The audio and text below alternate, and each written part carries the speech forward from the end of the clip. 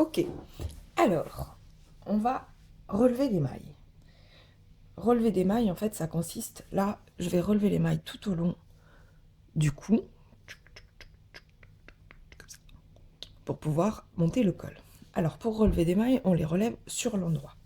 Donc, ici, on a le devant du pull, et on va commencer par le début, ça c'est l'épaule gauche, par le début de l'épaule gauche. Pour relever des mailles, on a besoin de sa pelote, automatiquement, d'une aiguille de la taille indiquée, et on procède de la façon suivante. On pique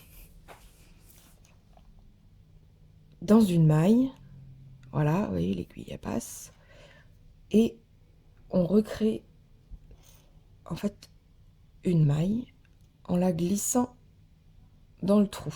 Je vous remonte, hop, comme ceci, on glisse et on revient dans le cou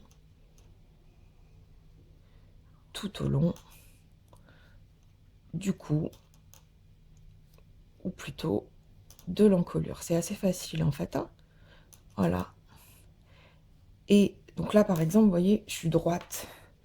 Donc quand on relève les mailles pour faire par exemple une bande de boutonnière, on fait exactement la même chose. Ce n'est pas valable que pour le cou. L'avantage de relever des mailles, il est assez facile, c'est que on n'aura pas besoin, on va coudre, on va tricoter, j'ai un peu du mal, hein.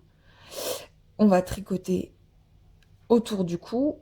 Alors, moi je tricote comme d'habitude avec des aiguilles circulaires, mais vous pouvez aussi le faire de façon droite et vous faites une couture à la fin. Donc ça veut dire, dans ces cas-là, qu'il ne faudra pas coudre l'épaule tout de suite, hein.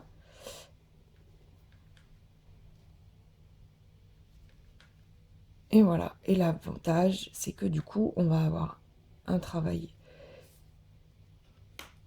en rond, par exemple, là pour le coup en question, mais on va surtout avoir les mailles qui vont remonter directement et pas de problème de couture. Voilà comment on relève des mailles.